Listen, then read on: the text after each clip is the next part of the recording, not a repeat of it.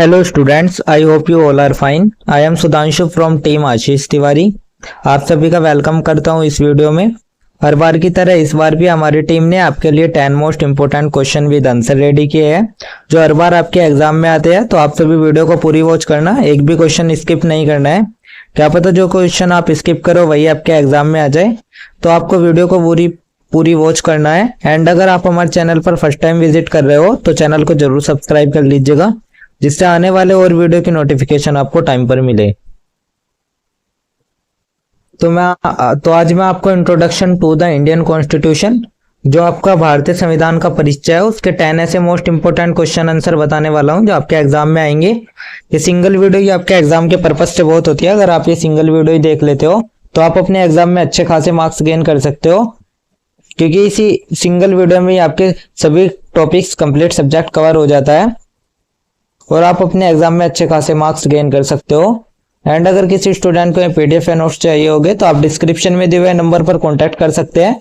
PDF price only 30 rupees रहने वाला है, जो कि आपका बहुत ही मामूली सा प्राइस है, कोई भी व्यू कर सकता है। स्टडी के लिए आप इतना तो इन्वेस्ट कर ही सकते हो।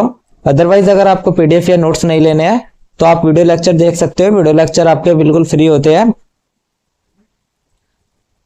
तो चलिए वीडियो को स्टार्ट कर लेते हैं। तो आज सबसे पहले हम आपका सब्जेक्ट का नाम देख लेते हैं। सब्जेक्ट में हमसे क्या पूछा जाएगा उसके बारे में देख लेते हैं सब्जेक्ट के नाम से। तो जो हमारा सब्जेक्ट रहने वाला है वो रहने वाला है introduction to the Indian constitution. जो आपका भारतीय संविधान है उसके जो उसका इंट्रोडक्शन है, उसका जो परिचय है, उसके बारे में भारतीय संविधान की क्या विशेषता है, उसमें जो कितने अनुच्छेद है, उसके जो मौलिक कर्तव्य हो गए, फंडामेंटल राइट्स हो गए या डीपीएसपी हो गए, उन सभी के बारे में हमें आपका इस सब्जेक्ट में एक्सप्लेन करना है।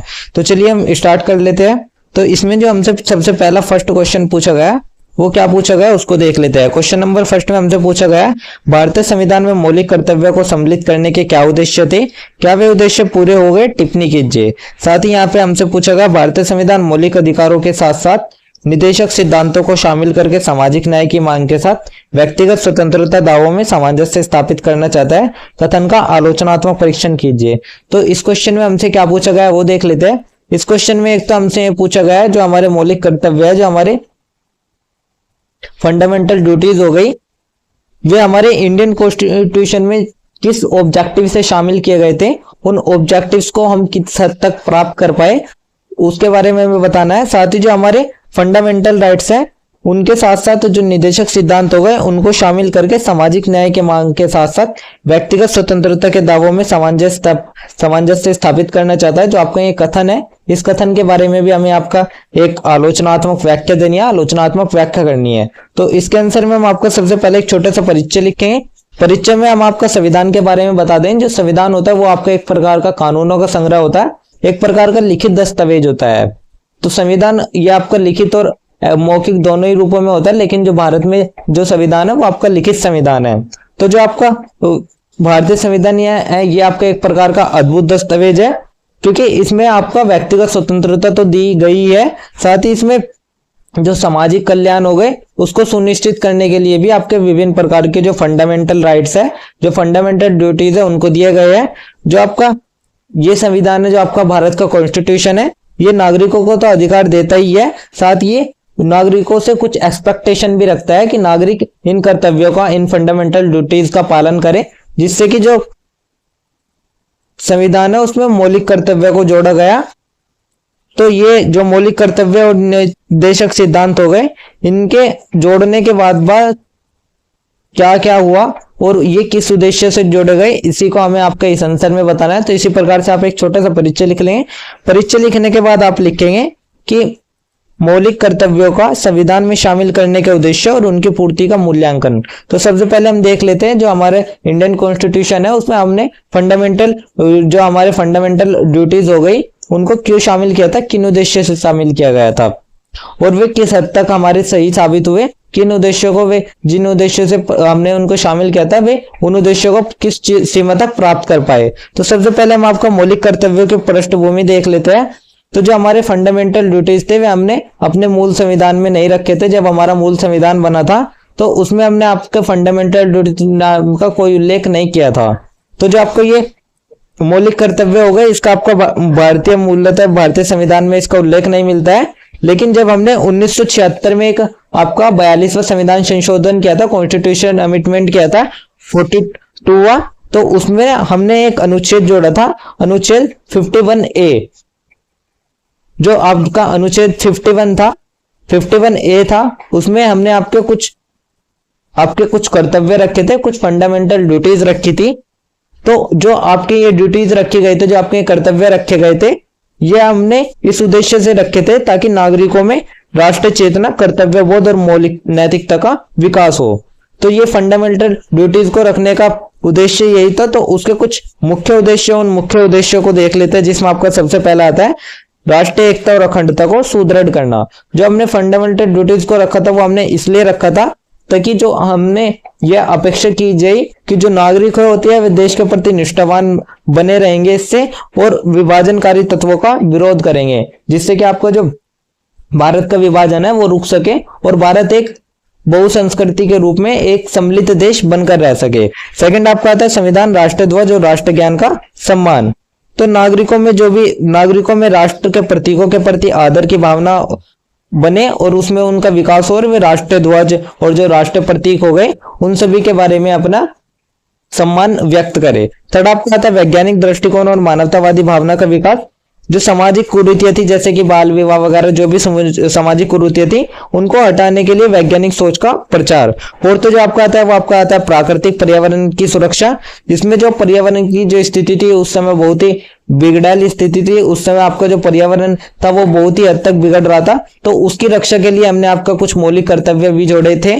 फिफ्थ आपका जो आता है वो आपका सांप्रदायिक और जातीय सद्भाव को बढ़ावा देना, ताकि जो सामाजिक सौहार्द है वो बना रहे और नागरिकों की भूमिका इसमें तय की गई। तो ये हमने आपको कुछ उद्देश्य बता दिए, जिसके लिए हमने आपका फंडामेंटल ड्यूटीज को इंडियन कॉन्स्टिट्यूशन में जोड़ा था। अब हम देख लेते जो हमारे ये उद्देश्य थे, हम ये उद्देश्य हमारे किस हद तक सही साबित हुए। तो इसमें सबसे पहले हम आपका देखेंगे, इन्होंने नागरिकों में पर्यावरण के प्रति जागरूकता बढ़ाई, लेकिन व्यवहारिक अनुपालन अभी भी सीमित है।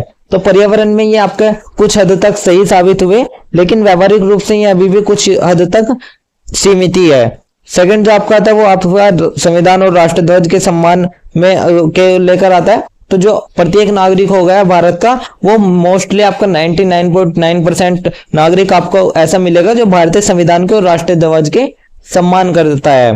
तो इससे आपका राष्ट्रध्वज के सम्मान में भी वृद्धि हुई, लेकिन अनेक मौकों पर अनुशासनहीनता दिखाई देती है, वो हमें अभी भी व्यवहारिक रूप में कहीं ना कहीं दिखाई देती है।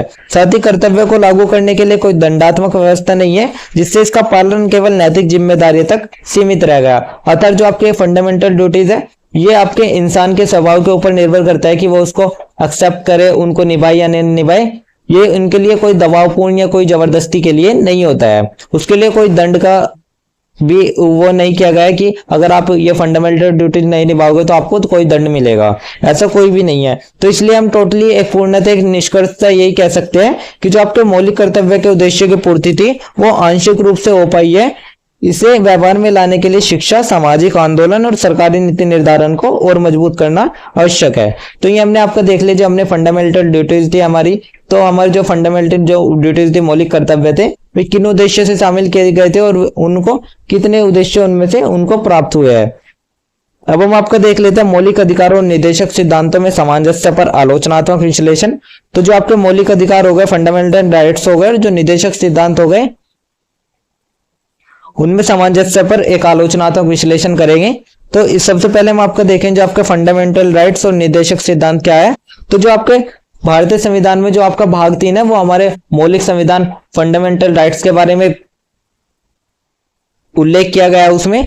इसमें हमें व्यक्ति की स्वतंत्रता, समानता और सम्मान की रक्षा के लिए कुछ अधिकार जोड़े गए हैं, ताकि जो व्यक्ति है वो अपने स्वतंत्रता सम्मान प्राप्त कर सके, समानता स्थापित कर सके और सम्मान की रक्षा कर सके।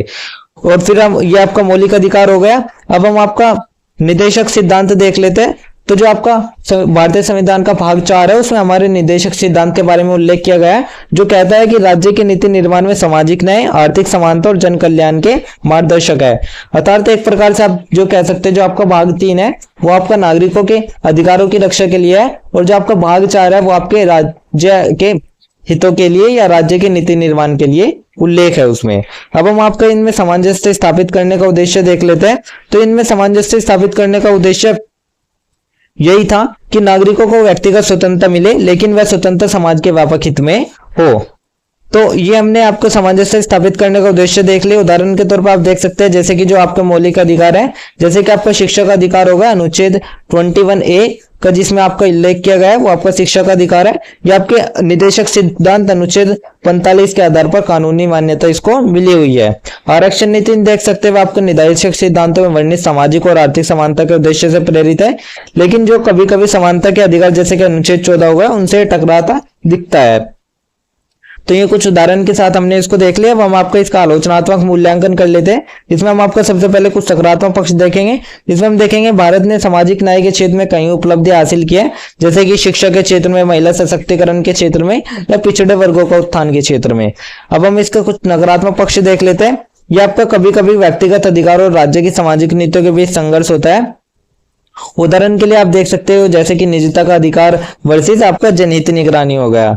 इसमें न्यायपालिका की भूमिका देख लेते हैं। तो इसमें न्यायपालिका की जो भूमिका होती है वो कई मामलों में सामंजस्य स्थापित करती है, जैसे कि आपका जो केशवानंद भारती केस हुआ था 1973 में। इसमें जो संविधान की मूल संरचना तो थी उसको संरक्षित किया गया था, और जो आपका ओल्गा टेलिस केस था जो आपका 1985 में हुआ था, इसमें जीवन के अधिकार की गरिमा के साथ इसको जोड़ा गया था।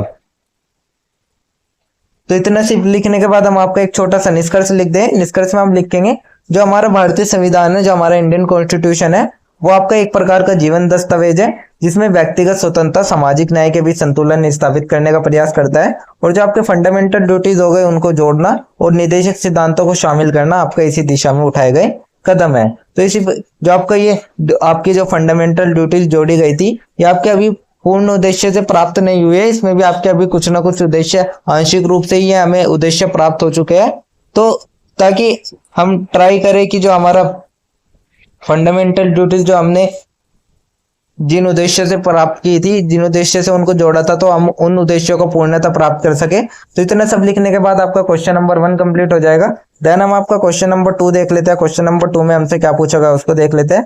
क्वेश्चन नंबर 2 में हमसे पूछा गया कि भारतीय स्वतंत्रता संग्राम के दौरान परिकल्पित संवैधानिक मूल्यों के पूर्वार्ध पर एक निबंध लिखिए। साथ ही हमसे पूछा गया विशेष रूप से 1920 के दशक के बाद भारतीय संविधान के मूल विचार स्वतंत्रता संग्राम के दौरान विकसित हुए। 1920 के दशक के बाद हमारे स्वतंत्रता सेनानियों द्वारा परिकल्पित संवैधानिक मूल्यों के पूर्वार्ध पर एक निबंध लिखिए। तो टोटली आप एक तरीके से ये कह सकते हैं जो आपके परिकल्पित संवैधानिक मूल्य है उनके बारे में हमें आपका इस आंसर में बताना है। तो इस आंसर में हम आपका सबसे पहले एक छोटी सी प्रस्तावना लिखेंगे। प्रस्तावना में हम ये लिखेंगे जो आपके भारतीय संविधान की नींव है वो आपकी संविधान सभा में ही नहीं रखी गई थी, बल्कि जो उसका विकास किया गया था वो आपका बौद्धिक और नैतिक आधार पर भी उसी टाइम पे भी उसका विकास किया गया था। विशेष रूप से जब आपका जो 1920 का दशक का टाइम चल रहा था, उसके बाद से जब आपके जो स्वतंत्रता आंदोलन थे, उन्होंने न केवल विदेशी शासन का विरोध किया, बल्कि उन्होंने भारत को एक ऐसी सोच के लिए भी प्रेरित किया जहां वे न्याय, समानता, स्वतंत्रता और बंधुत्व जैसे जो मूल्य है वे स्थापित कर सके। और जो आपके निबंध है ये उन संवैधानिक मूल्यों के ऐतिहासिक विकास को रेखांकित करता है जो आपके स्वतंत्रता संग्राम के दौरान परिकल्पित किए गए थे और बाद में भारतीय संविधान में साकार हुए। तो इतना सब लिखने के बाद आपका एक छोटा सी प्रस्तावना कंप्लीट हो जाएगा। प्रस्तावना लिखने के बाद देन हम आपका देखेंगे संवैधानिक मूल्यों की प्रारंभिक झलक, जो कि आपके 1857 से 1919 तक चली थी। जो आपके 1857 की क्रांति थी उसको हम आपका भारत का पहला स्वतंत्रता संग्राम भी कहते हैं, क्योंकि इसमें जो आपके 1857 की जो क्रांति थी ये आपके स्वतंत्रता संग्राम से जुड़ी आपकी पहली क्रांति थी। लेकिन जो आपकी क्रांति थी ये एक प्रतिक्रियात्मक विद्रोह था जिसमें व्यापक संवैधानिक सोच नहीं दिखती है। फिर उसके बाद जो आपका 1885 में कांग्रेस की स्थापना हुई थी, उसके बाद से आपके कुछ सुधारवादी चरण में भारतीय नेताओं ने ब्रिटिश शासन में प्रशासनिक सुधार और प्रतिनिधित्व की मांग की। देन आपका जैसे कि आपके जो दादा भाई नेहरूजी, गोपाल कृष्ण गोखले जैसे जो नेता थे, उन्होंने स्वराज, न्याय और आर्थिक समानता की बात की, जिससे कि संवैधानिक चेतना का प्रारंभ भी हुआ। तो इतना सब लिखने के बाद हम आपको लिखेंगे जो आपका 1920 का दशक था, उसके बाद से आपके संवैधानिक मूल्यों का विकास कैसे हुआ। तो आपका 1920 के बाद का जो टाइम था उसमें जो स्वतंत्रता आंदोलन थे उन्होंने एक निर्णायक मोड़ ले लिया था और जो संविधान के निर्माण की दिशा थी वो आपके एक तरीके से स्पष्ट होने लगी। तो इसमें आपको जो सबसे पहले आता है वो आता है गांधी जी का प्रभाव और नैतिक मूल्यों की नींव। इसमें जो गांधी जी के कुछ सिद्धांत है, जैसे सत्य, अहिंसा, ग्राम स्वराज और आत्मनिर्भरता जैसे जो सिद्धांत थे, वे भारत की उसमें उन्होंने महात्मा गांधी जी ने उससे भारत की कल्पना की थी। उन्होंने अपने स्वराज को केवल राजनीतिक आजादी नहीं बल्कि सामाजिक और नैतिक पुनरुत्थान के रूप में भी देखा। और जो महात्मा गांधी जी की सोच थी उसमें उन्होंने संविधान में नैतिकता, ग्राम पंचायत और विकेंद्रीकरण जैसे तत्वों को जन्म दिया। उसके बाद आपकी नेहरू रिपोर्ट आती है जो आपकी 1928 में हुई थी।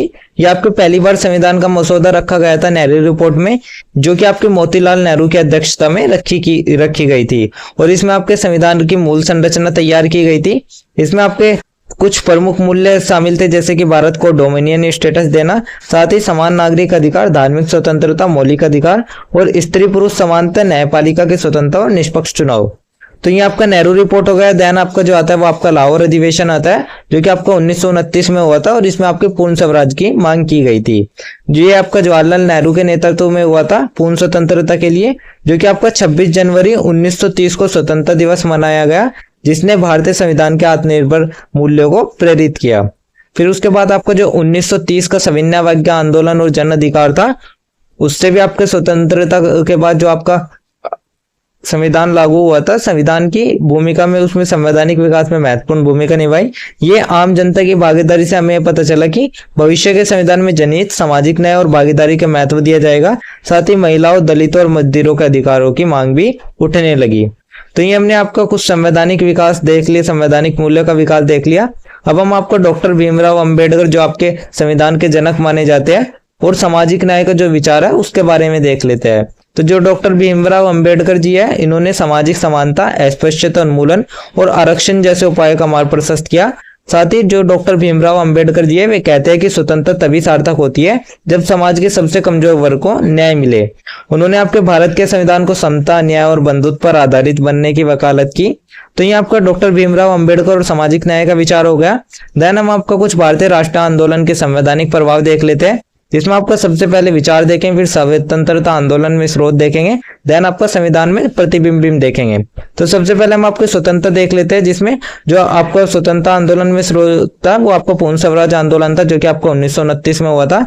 इसमें संविधान में प्रतिबिंब भी आपका अनुच्छेद 19 में होता है, जो कि जिसमें आपका अभिव्यक्ति की स्वतंत्रता का उल्लेख किया गया है। समानता देख लेते हैं, इसमें आपका दलित आंदोलन, गांधी अम्बेडकर संवादवादी आते हैं, और ये संविधान में प्रतिबिंब अनुच्छेद 14 के रूप में होता है, जिसमें समानता का अधिकार के बारे में उल्लेख किया गया है। उसके बाद विचार देखेंगे, जो इसमें आपका धर्मनिरपेक्षता का आता है। जो स्वतंत्रता आंदोलन था उसमें आपका आ गया खिलाफत आंदोलन, कांग्रेस का दृष्टिकोण, और इसका जो संविधान में प्रतिबिंब किया गया वो अनुच्छेद 25 से लेकर 28 में किया गया, जिसमें आपको धार्मिक स्वतंत्रता का उल्लेख मिलता है। फिर आपका सामाजिक न्याय आता है, इसमें आपके जो मजदूर आंदोलन, महिला अधिकार वगैरह हुए थे, इसका आपका जो संविधान में प्रतिबिंब होते हैं ये आंदोलन, ये आपके भाग 4 में होते हैं, जिसमें आपके राज्य के नीति निर्देशक तत्व आते हैं। फिर आपका विकेंद्रीकरण आता है, जिसमें आपकी जो ग्राम स्वराज की अवधारणा थी वे आपके स्वतंत्रता आंदोलन के स्रोत हो गए। और ये आपका जो संविधान में प्रतिबिंब होता है वो आपका 73वां और 74वां जो आपका कॉन्स्टिट्यूशन अमेंडमेंट हुआ था उसमें ये आपके संविधान में प्रतिबिंबित होते हैं। तो इतना सब लिखने के बाद आप एक छोटा सा निष्कर्ष लिख दें। निष्कर्ष में आप लिखेंगे जो आपका भारतीय संविधान है वो आपका एकदम से नहीं लिखा गया, उसको लिखने में आपके उसका विकास करने में आपका कई वर्षों के संघर्ष, विचार विमर्श और बलिदान किए गए हैं। ये आपका विशेष रूप से 1920 के दशक के बाद भारतीय स्वतंत्रता संग्राम ने न केवल विदेशी शासन को हटाने की मांग की, बल्कि उन्होंने एक प्रकार की समावेशी, न्यायपूर्ण और लोकतांत्रिक भारतीय परिकल्पना भी की, और जिसको उन्होंने संविधान के रूप में साकार किया। तो टोटली हम यही कह सकते हैं जो आपका भारतीय स्वतंत्रता संग्राम था वो आपके एक संवैधानिक चेतना का युग था, जिसने आज के समय को जो भारत है उसकी नींव रखी थी। तो इसी प्रकार से आप एक छोटा सा निष्कर्ष लिख लें। निष्कर्ष लिखने के बाद देन आपको क्वेश्चन नंबर 3 देखेंगे। क्वेश्चन नंबर 3 में हमसे क्या पूछा गया उसको देख लेते हैं। क्वेश्चन नंबर 3 में हमसे भारतीय संविधान की मूल विशेषताओं के बारे में पूछा गया है, और साथ ही संविधान क्यों मायने रखता है, भारतीय संविधान में प्रतिष्ठापित विशिष्ट विशेषताएं क्या है। तो हमें इस क्वेश्चन में हमसे भारतीय संविधान की जो आपका इंडियन कॉन्स्टिट्यूशन है उसकी कुछ विशेषताएं के बारे में पूछा गया है, तो उसकी विशेषताओं के बारे में बताना है। तो इसमें हम आपका सबसे पहले एक छोटा सा प्रस्तावना लिखें। प्रस्तावना में हम लिखेंगे संविधान किसी भी देश की राजनीतिक और सामाजिक व्यवस्था का मूल अधिकार होता है, और ये आपकी शासन की संरचना, नागरिकों का अधिकार और कर्तव्य तथा सरकार की शक्तियों को परिभाषित भी करता है। और जो आपका भारत का जो इंडियन कॉन्स्टिट्यूशन है ये दुनिया का सबसे बड़ा लोकतंत्र माना जाता है, क्योंकि ये आपका एक लिखित रूप में माना गया और इसमें लोकतंत्र को महत्वपूर्ण भूमिका दी गई है। तो इसी प्रकार से आप एक छोटी सी प्रस्तावना लिख लें। प्रस्तावना लिखने के बाद आप लिखेंगे संविधान क्यों मायने रखता है, जिसमें आपका सबसे पहले आता है व्यवस्था और स्थायित्व का आधार, जिसमें जो संविधान शासन के कुछ अंग होते हैं जैसे कि विधायिका हो गई, कार्यपालिका हो गई, न्यायपालिका हो गई, इन सभी की शक्ति और सीमाओं को तय करता है संविधान, जिससे कि अराजकता से बचा जा सके। सेकंड आपका नागरिकों के अधिकारों की सुरक्षा करता है। तो जो आपका भारतीय संविधान का जो भाग 3 है उसमें आपके नागरिकों के अधिकार की रक्षा के बारे में उल्लेख किया गया है। नागरिकों को कुछ मौलिक अधिकार दिए गए हैं जैसे कि अभिव्यक्ति की स्वतंत्रता, धर्म की स्वतंत्रता, समानता का अधिकार आदि। थर्ड आपका सामाजिक न्याय और समानता की गारंटी आता है। संविधान प्रत्येक व्यक्ति में समानता स्थापित करने की बात करता है। वो आर्थिक, सामाजिक और राजनीतिक न्याय को सुनिश्चित करने का माध्यम भी है। खासकर जो वंचित वर्ग है उनके लिए ये आपका बहुत ही सपोर्टेड है। फोर्थ आपको जो आता है वो आपकी लोकतंत्र की रक्षा आती है, जिसमें संविधान ये बताता है कि सरकार जनता की इच्छा से चलेगी और चुनाव पारदर्शी होगी। अतः जो लोकतंत्र है उसमें संविधान में लोकतंत्र को महत्वपूर्ण स्थान दिया गया है। फिर आपको जो आता है वो देश की एकता और अखंडता को बनाए रखना है। जैसे भारत जैसे जो विविधता से भरे जो देश है उनको एकजुट रखने का बुनियादी ढांचा संविधान उपलब्ध कराता है। तो इतना सब लिखने के बाद हम आपको कुछ भारतीय संविधान की कुछ विशिष्ट विशेषताएं देखेंगे, जिसमें आपका सबसे पहले लिखित और विस्तृत संविधान आता है। जो ऐसे कि मैंने आपको बताया जो आपका संविधान होते हैं ये आपके लिखित और मौखिक दो रूपों में होते हैं, लेकिन जो भारतीय संविधान है वो आपका लिखित संविधान है और दुनिया का सबसे बड़ा लिखित संविधान है। इसमें आपके टोटल 25 भाग, 12 अनुसूचियां और 400 प्लस अनुच्छेद शामिल है। 400 प्लस इसलिए बोला गया क्योंकि मोस्टली 426 के लगभग माने जाते हैं, जो कि आपके पहले 395 अनुच्छेद थे, लेकिन अब बढ़कर वे 400 प्लस हो गए हैं, तो इसलिए 400 प्लस अनुच्छेद माने जाते हैं। और ये आपका विविधतापूर्ण समाज की आवश्यकताओं को ध्यान में रखता है। सेकंड आपका संघात्मक व्यवस्था के साथ एकात्मक झुकाव भी आता है। तो जो भारतीय संविधान है इसमें संघीय व्यवस्था को तो अपनाया गया है, साथ ही इसमें एकात्मक व्यवस्था को भी अपनाया गया है। जैसे कि भारत एक संघ है जिसमें केंद्र और राज्य सरकारों के बीच शक्तियों का वितरण है, लेकिन इसमें केंद्र को अधिक शक्तियां प्राप्त है जैसे कि राष्ट्रपति शासन, अनुच्छेद 356 आदि। थर्ड जो आपका आता है वो संवैधानिक सर्वोच्चता आता है। तो भारत में जो संविधान है वही सर्वोपरि होता है। जो संसद और जो अन्य संस्थाएं हैं वे संविधान के अधीन ही कार्य करती है। फोर्थ आपका लोकतांत्रिक प्रणाली आता है, जिसमें भारत में जनता को सार्वभौमिक मताधिकार प्राप्त होता है, साथ ही हर नागरिक को एक समान वोट देने का अधिकार भी है। फिफ्थ जो आपका आता है वो न्यायपालिका को स्वतंत्रता आती है, जिसमें भारतीय न्यायपालिका जो है वो स्वतंत्र रहती है और संविधान की व्याख्या करने की शक्ति रखती है। और जो आपके सुप्रीम कोर्ट और हाई कोर्ट जैसे जो मौलिक जो आपके न्यायालय हो गए वे आपके फंडामेंटल राइट्स की रक्षा भी करते हैं। सिक्स्थ आपका मौलिक अधिकार और कर्तव्य हो गए। जो आपका संविधान का भाग 3 है उसमें आपके कुछ मौलिक अधिकार दिए गए हैं नागरिकों को, जो आपके फंडामेंटल राइट्स है वे दिए गए हैं, और कुछ जो भाग 4 है उसमें आपका कुछ फंडामेंटल ड्यूटीज भी नागरिकों के दिए गए हैं। तो आपको जो भाग 3 है उसमें नागरिकों को मौलिक अधिकार दिए गए जैसे कि जीवन का अधिकार, अभिव्यक्ति का अधिकार, और ये आपको 1976 में 42वें संविधान संशोधन जो किया गया था उसमें आपके मौलिक कर्तव्य फंडामेंटल ड्यूटीज को जोड़ा गया था, जो कि आपके अनुच्छेद 51A में उसके उल्लेख किया गया है। सातवां जो आपका आता है वो आपका निदेशक सिद्धांत आता है, डायरेक्टिव प्रिंसिपल्स। इसमें आपको जो भाग 4 है आपका भारतीय संविधान का, जो मैंने अभी आपको बताया कि जो आपको मौलिक अधिकार और जो आपका मौलिक कर्तव्य बताया वो आपका भाग 3 के ही क्या पार्ट में है, अर्थात जो आपका अनुच्छेद 51A है उसमें ही आपका मौलिक कर्तव्यों का वर्णन किया गया है। जो आपका भाग 4 है उसमें आपके निदेशक सिद्धांत के बारे में बताया गया है, और जो आपके निदेशक सिद्धांत है इनका उद्देश्य यही होता है कि सामाजिक और आर्थिक न्याय प्राप्त किया जा सके। 8th आपका धर्मनिरपेक्षता आता है। जैसे कि आप जानते हैं भारत में आपके विभिन्न प्रकार के धर्म पाए जाते हैं, लेकिन संविधान हमेशा एक धर्मनिरपेक्ष राष्ट्र की अपेक्षा करता है, इसलिए राज्य किसी धर्म का पक्ष नहीं लेता और सभी धर्मों का सम्मान करता है। 9th आपका संविधान की संशोधन प्रक्रिया आती है। तो जो आपकी संविधान की संशोधन प्रक्रिया है ये बहुत ही न तो लचीली है और न ही ये बहुत ही कठिन है। ये आपके समय के अनुसार बदला जा सकता है इसको, लेकिन इसकी प्रक्रिया आसान भी नहीं है, जिससे कि मूल ढांचा सुरक्षित रहता है।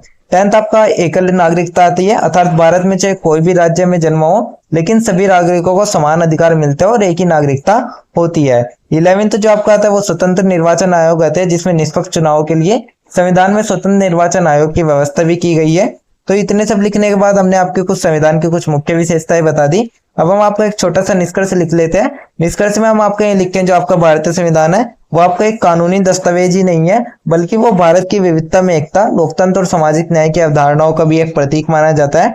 इसकी कुछ मुख्य विशेषताएं है जैसे कि धर्मनिरपेक्षता, संघीय ढांचा, मौलिक अधिकार, न्यायपालिका की स्वतंत्रता। और इन्हीं विशेषताओं के कारण जो भारतीय संविधान है वो आपका अद्वितीय और लचीला संविधान बनाता है। और जो भारतीय संविधान है वो इसलिए भी मायने रखता है क्योंकि ये हमारे लोकतंत्र का आधार है और हर नागरिक के जीवन की गरिमा, सुरक्षा और स्वतंत्रता की गारंटी देता है। तो इसी प्रकार से आप इतना सब लिखने के बाद आपका एक छोटा सा निष्कर्ष कंप्लीट हो जाएगा। देन आपका क्वेश्चन नंबर 3 कंप्लीट हो जाएगा। उसके बाद हम आपका क्वेश्चन नंबर 4 देख लेते हैं। क्वेश्चन नंबर 4 में हमसे क्या पूछा गया है? क्वेश्चन नंबर 4 में हमसे संसद में कानून बनाने की प्रक्रिया के बारे में पूछा गया है।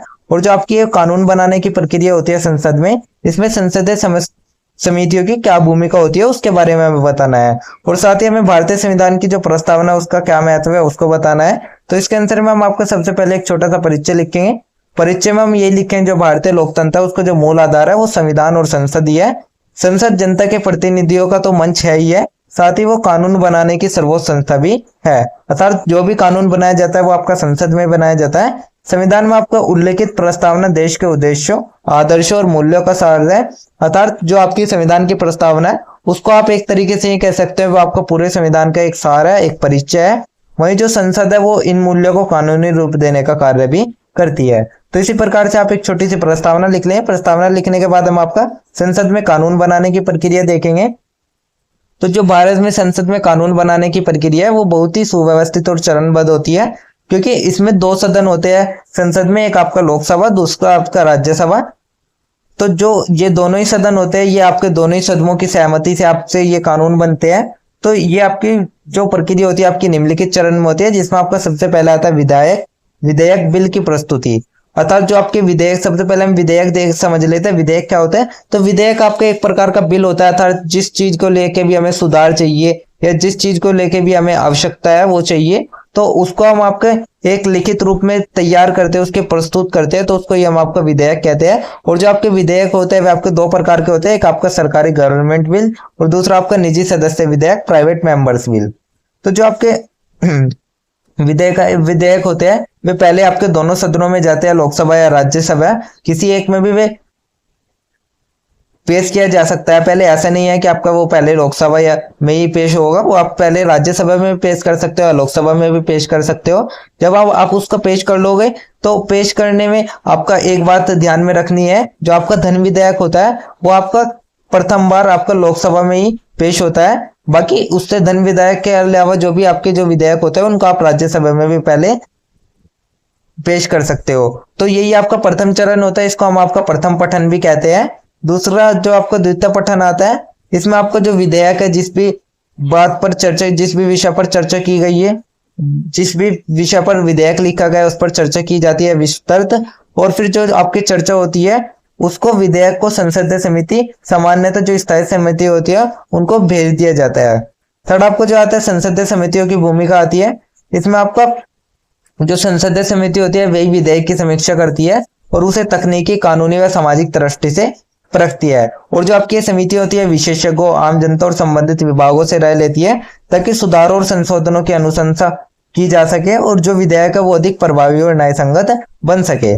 तो ये इतना, इसके बाद आपका जब आपका ये भूमिका हो जाती है संसदीय समितियों की, उसके बाद आपका तृतीय पठन होता है और पारित होना आता है। इसमें जब समिति की सिफारिश हो जाती है तो विधेयक सदन में वापस आता है और इसमें संशोधनों के साथ अंतिम चर्चा होती है और फिर मतदान के बाद विधेयक पारित हो जाता है। जब आपका एक सदन में आपका विधेयक पारित हो जाता है तो उसको दूसरे सदन में भेजा जाता है, और तो जो दूसरे सदन में भेजा जाता है वहां पे भी यही प्रक्रिया दोहराई जाती है। जब आपका दोनों सदनों से विधेयक पारित हो जाता है देन आपका उस पर राष्ट्रपति की स्वीकृति होती है। तो जब दोनों सदनों से विधेयक पारित हो जाएगा तो वो आपका राष्ट्रपति के पास भेजा जाएगा और राष्ट्रपति उस पर विचार करता है कि इसको स्वीकृति मिलनी चाहिए या नहीं मिलनी चाहिए। अगर राष्ट्रपति उस पर स्वीकृति दे देता है तो वो विधेयक कानून बन जाता है। उसके बाद इसमें संसदीय समितियों की महत्ता आती है। जो आपकी संसदीय समिति होती है राजनीति से अलग विषय वस्तु पर केंद्रित विश्लेषण करती है, साथ ही विधेयकों की गुणवत्ता बढ़ाती है और जनता की राय शामिल करने का माध्यम बनाती है। देन आपको जो भारत में 60% से अधिक विधेयक है वे कभी कभी समितियों को भेजे भी नहीं पास हो जाते हैं, जो कि लोकतांत्रिक प्रक्रिया के लिए चिंता का विषय हो सकता है। तो ये हमने आपका विधेयक जो आपका कानून बनने की प्रक्रिया थी उसके बारे में मैंने आपको बता दिया। तो इतना सब लिखने के बाद हम आपका लिखेंगे भारतीय संविधान की प्रस्तावना का महत्व। तो जो आपके भारतीय संविधान की प्रस्तावना है वो आपके पूरे संविधान की एक आत्मा मानी जाती है, क्योंकि इसमें जो संविधान के उद्देश्य, मूल्य और आदर्श है उनको आपको सूक्ष्म रूप में प्रस्तुत किया गया है। तो इसके कुछ प्रमुख तत्व है प्रस्तावना के, जिसमें आपका सबसे पहले धर्मनिरपेक्षता आता है, जो कि सभी धर्मों के प्रति समान दृष्टिकोण अपनाता है। फिर आपका समाजवादी आता है, जिसमें सामाजिक और आर्थिक समानता का प्रयास आता है। थर्ड आपका गणराज्य आता है, जिसमें राज्य का प्रमुख निर्वाचित होता है। जो आपका फोर्थ आता है, उसमें न्याय, स्वतंत्रता, समानता और बंधुत्व आते हैं। ये जो आपके चार मूल्य है, ये संविधान की आधारशिला होती है। तो जो आपकी भारतीय प्रस्तावना होती है उसमें आपका स्टार्टिंग इस चीज से होती है कि हम भारत के लोग, फिर भारत के करके फिर उसमें आपके जैसे धर्मनिरपेक्षता, समाजवादी, गणराज्य जैसे शब्द ऐड कर दिए जाते हैं और उसके बारे में बोल दिया जाता है कि हम उसका आपका पालन करेंगे, कर्तव्य का पालन करेंगे। तो इसी प्रकार से आप एक प्रस्तावना देख सकते हो। फिर हम आपको प्रस्तावना का महत्व देख लेते हैं, जिसमें आपका सबसे पहले आता है संविधान की दिशा और दर्शन। जो आपकी प्रस्तावना होती है वो संविधान में वर्णित सभी अनुच्छेदों की आत्मा को प्रतिबिंबित करती है। सेकंड, फिर आपका आता है संविधान की व्याख्या में सहायक। जो आपका सुप्रीम कोर्ट था उसने एक केशवानंद भारती बनाम केरल राज्य का जो 1973 में एक केस हुआ था, उसमें सुप्रीम कोर्ट ने प्रस्तावना संविधान की मूल संरचना का भाग है और भावना के विरुद्ध कोई संशोधन नहीं किया जा सकता है, सुप्रीम कोर्ट ने इसमें आदेश दिया था। थर्ड आपका आता है नैतिक और वैचारिक मार्गदर्शन, जिसमें नागरिकों और नीति निर्माताओं को याद दिलाती है प्रस्तावना कि भारत किस प्रकार के राष्ट्र के रूप में कार्य करना चाहता है। फोर्थ आपका सामाजिक न्याय और समानता का संकेत आता है, जिससे हमें पता चलता है कि कानून, नीति और शासन में हर व्यक्ति को बराबरी मिले। तो इतना सब लिखने के बाद ये आपका प्रस्तावना का महत्व हो गया। देन हम आपका एक छोटा सा निष्कर्ष देख लेते हैं।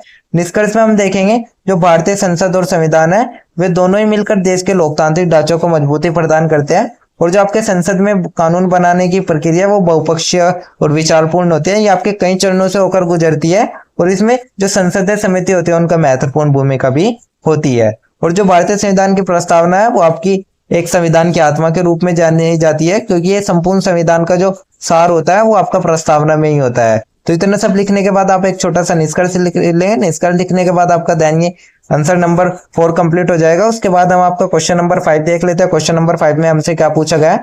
क्वेश्चन नंबर 5 में हमसे पूछा गया कि भारत के राष्ट्रपति नाम मात्र के प्रमुख है, भारत के राष्ट्रपति की शक्तियों के आलोक में कथन का विश्लेषण कीजिए। साथ ही हमसे पूछा गया भारतीय राजनीतिक व्यवस्था में राष्ट्रपति की भूमिका और प्रकारों का आलोचनात्मक मूल्यांकन कीजिए। तो इस आंसर में हम आपका राष्ट्रपति की भूमिका, राष्ट्रपति के कार्य और जो राष्ट्रपति की शक्ति है उन सभी के बारे में हम आपके इस आंसर में लिखना है। तो इसके आंसर में हम आपका सबसे पहले एक छोटा सा परिचय लिखें। परिचय में हम ये लिखें जो राष्ट्रपति होता है वो आपका सर्वोच्च होता है और इसका जो राष्ट्रपति के बारे में चर्चा की गई है वो आपके संविधान के अनुच्छेद 52 में की गई है, जो कि कहता है कि भारत का एक राष्ट्रपति होगा और उन्हें राष्ट्र का प्रमुख कहा जाता है।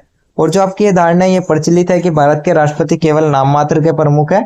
तो इस उत्तर में हम आपके राष्ट्रपति की शक्ति और उनके कर्तव्यों के बारे में देखेंगे। तो इसी प्रकार से आप एक छोटी सी प्रस्तावना लिख लेंगे। प्रस्तावना के बाद आप लिखेंगे राष्ट्रपति की प्रमुख शक्ति और कार्य। तो इनको आपको 3 श्रेणियों में बांटा गया है, जिसमें आपका सबसे पहले आता है कार्यपालिका शक्ति। सभी कार्यपालक कार्य राष्ट्रपति के नाम पर किए जाते हैं, ये आपका अनुच्छेद 77 कहता है। साथ ही जो प्रधानमंत्री और मंत्री परिषद होती है उनकी सलाह पर भी राष्ट्रपति कार्य करते हैं और राष्ट्रपति राज्यपालों, उच्चपदस्थ अधिकारियों, न्यायाधीशों की नियुक्ति करते हैं और मंत्री परिषद की सलाह पर राष्ट्रपति केंद्रीय मंत्रियों को पद और दायित्व सौंपते हैं।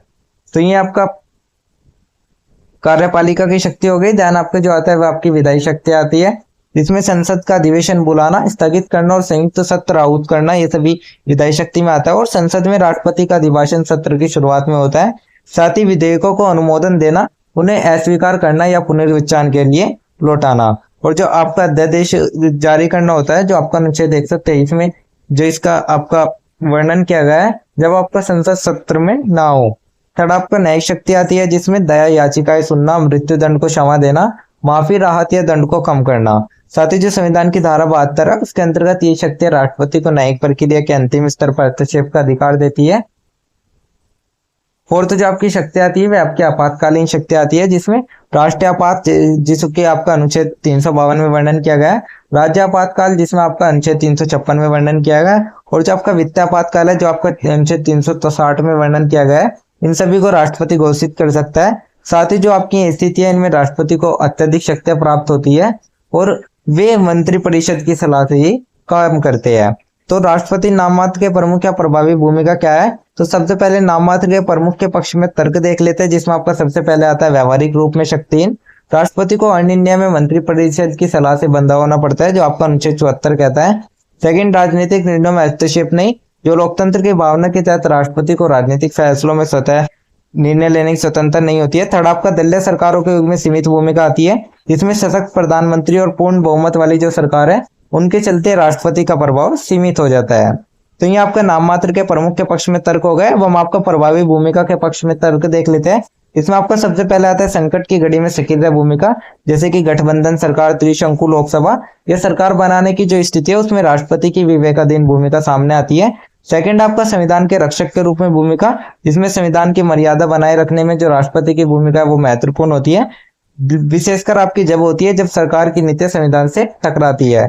थर्ड, आपका नैतिक दबाव का स्रोत आता है, जिसमें राष्ट्रपति की उपस्थिति राजनीतिक दलों को संवैधानिक मर्यादा में रखने का नैतिक दबाव बनाती है। फोर्थ, आपका न्यायिक हस्तक्षेप की शक्ति आती है, जिसमें माफी और क्षमा जैसे जो न्यायिक कार्य है उनमें उनका निर्णय अंतिम होता है। इसका कुछ आलोचनात्मक मूल्यांकन भी कर लेते हैं, जिसमें जो राष्ट्रपति की भूमिका होती है वो अनुपालक अधिक और कार्यकारी कम प्रतीत होता है, लेकिन ये आपका पूर्णतः शक्तिहीन नहीं है। सेकंड, आपका राजनीतिक स्थिरता, शासन की निरंतरता और संविधान की रक्षा में राष्ट्रपति की भूमिका जो होती है वो निर्णायक हो सकती है। और जो वे सरकार की सलाह, जो राष्ट्रपति होते हैं वे सरकार की सलाह से बंधे होते हैं, लेकिन यहाँ पे कुछ विशेष परिस्थितियों में निजी विवेक का उपयोग भी कर सकते हैं, जैसे कि नई सरकार बना, अपना मुख्यमंत्री या प्रधानमंत्री की नियुक्ति। थर्ड, आपको जो आता है वो राष्ट्रपति की भूमिका अदृश्य लेकिन प्रभावी होती है, साथ ही जो संकट की घड़ी में अधिक स्पष्ट रूप से सामने आती है। तो इतना सब लिखने के बाद हम आपका एक छोटा सा निष्कर्ष लिखे हैं। निष्कर्ष में आप लिखे हैं जो भारत का राष्ट्रपति होता है वो केवल प्रतीकात्मक ही नहीं होता है, वो आपको एक संवैधानिक मर्यादा और संतुलन का प्रतीक भी होता है। और जो संविधान है वो राष्ट्रपति को कुछ शक्तियां प्रदान करता है जो आपकी सीमित तो है लेकिन वे आपकी अप्रभावी नहीं है। वही आपकी राष्ट्रीय एकता, लोकतांत्रिक परंपरा और संवैधानिक व्यवस्था के रक्षक होते हैं। तो एक तरीके से हम यही कह सकते हैं जो भारत का राष्ट्रपति है वो केवल नाम मात्र के प्रमुख है। ये आपका पूरी तरीके से सच नहीं हो सकता, क्योंकि उनके पास सार्वजनिक जीवन में नैतिक मार्गदर्शन बनने की क्षमता होती है और वे सही परिस्थितियों में अत्यधिक प्रभावशाली बन सकते हैं। तो इतना सब लिखने के बाद आपका एक छोटा सा निष्कर्ष कंप्लीट हो जाएगा, देन आपका क्वेश्चन नंबर 5 कंप्लीट हो जाएगा। अब हम आपका क्वेश्चन नंबर 6 देख लेते हैं। क्वेश्चन नंबर 6 में हमसे क्या पूछा गया है। क्वेश्चन नंबर 6 में हमसे भारत में विकेंद्रीकरण को मजबूत करने में पंचायती राज संस्थानों की भूमिका पूछी गई है। साथ ही जो पंचायती राज संस्थाएं हैं उनके विकास को जमीनी स्तर तक ले जाने में कितनी सफल रही है उसके बारे में हमें बताना है। तो इसके आंसर में हम आपके सबसे पहले एक छोटी सी प्रस्तावना लिखेंगे। प्रस्ताव में हम यही लिखेंगे, जहां आपकी जो भारत है उसमें शासन की सफलता इस बात पर निर्भर करती है कि जो आपके आम नागरिक होते हैं वे आपके किस हद तक और कितने प्रभावी ढंग से आपका उचित होते हैं। तो इसी के उद्देश्य से आपका एक विकेंद्रीकरण की जो अवधारणा उसको स्थापित किया जाता है, जिसका उद्देश्य ये होता है कि सत्ता और संसाधनों को स्थानीय स्तर तक पहुंचाया जाए। तो इसी के लिए हमने जो आपका एक पंचायती राज संस्थाएं की जो एक कड़ी है उसको हमने आपका विकेंद्रीकरण के तहत ही स्थापित किया है। तो इसके आंसर में हमें आपका पंचायती राज संस्थाएं के बारे में बताना है। तो इतना सब लिखने के बाद हमारा एक छोटी सी प्रस्तावना कंप्लीट हो जाएगी। देन हम आपका पंचायती राज व्यवस्था की पृष्ठभूमि देखेंगे। जो आपकी पंचायती राज व्यवस्था है ये आपकी प्राचीन काल से तो चली आ रही है, लेकिन जो इसका संविधान में इसको दर्जा दिया गया था वो आपका 1992 में दिया गया था, जब आपका 73वां संविधान संशोधन हुआ था। इसमें जो आपका ये संविधान संशोधन हुआ था इसमें संविधान में भाग 9 जोड़ा गया और अनुच्छेद 243 से 243 ओ तक की जो धारणाएं थी उनमें जो पंचायती राज की संरचना, शक्तियां, चुनाव और कार्यों का विवरण आपका भाग 9 में दिया गया था, जो कि आपके 243 से 243 ओ तक की जो अनुच्छेद है उनमें जोड़ा गया था।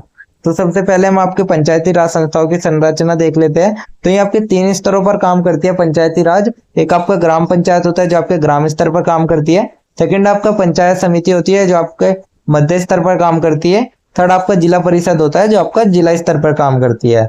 जो आपके ये तीनों ही संस्थाएं हैं ये स्थानीय स्तर पर शासन और विकास से संबंधित निर्णय लेने की शक्ति इनको मिलती है। तो अब हम आपका लिखेंगे भारत में विकेंद्रीकरण को मजबूत करने में PRI की भूमिका। तो सबसे पहले स्थानीय भागीदारी को प्रोत्साहन आता है। जो पंचायती राज संस्थाएं होती है उन्होंने ग्रामीण लोगों को निर्णय प्रक्रिया में भाग लेने का अवसर दिया है, जिससे कि शासन अधिक जनोन्मुख और पारदर्शी बना है। सेकंड इसमें आपका आता है ग्राम स्तर पर योजना निर्माण, जिसमें जो स्थानीय जरूरतें होती हैं उनके अनुसार योजनाएं बनाने और उन्हें लागू करने का अधिकार पंचायतों को दिया गया है। साथ ही जो ग्राम सभा है उनके माध्यम से योजनाओं में आम लोगों की भागीदारी सुनिश्चित की गई है। थर्ड जो आपका आता है वो महिला और वंचित वर्गों को प्रतिनिधित्व आता है, जिसमें जो आपका 73वां संविधान संशोधन हुआ था, कॉन्स्टिट्यूशन अमेंडमेंट हुआ था, उसमें पंचायतों में महिलाओं और अनुसूचित जाति जनजाति जो थी उनको आरक्षण की सुविधा दी गई थी, जिससे कि आपका जो सामाजिक न्याय और समावेशिता था उसको भी बल प्राप्त हुआ। फोर्थ आपका जो आता है वो आपका स्थानीय सेवन वितरण में सुधार आता है, जिसमें कि आपका जैसे जो आपका शिक्षा हो गया, स्वास्थ्य हो गया, या जो भी सड़क या स्वच्छता जैसी जो सेवाएं थी उन सभी की निगरानी और उनका जो भी कार्यान्वयन किया जाता है वो आपका पंचायत के रूप में ही किया जाता था। इसमें आपका कई राज्यों में पंचायती थी जो वे प्राथमिक विद्यालय और स्वास्थ्य केंद्रों का संचालन करती थी। इसके बाद हम आपका लिखेंगे विकास को जमीनी स्तर तक पहुंचने में सफलता और चुनौतियां।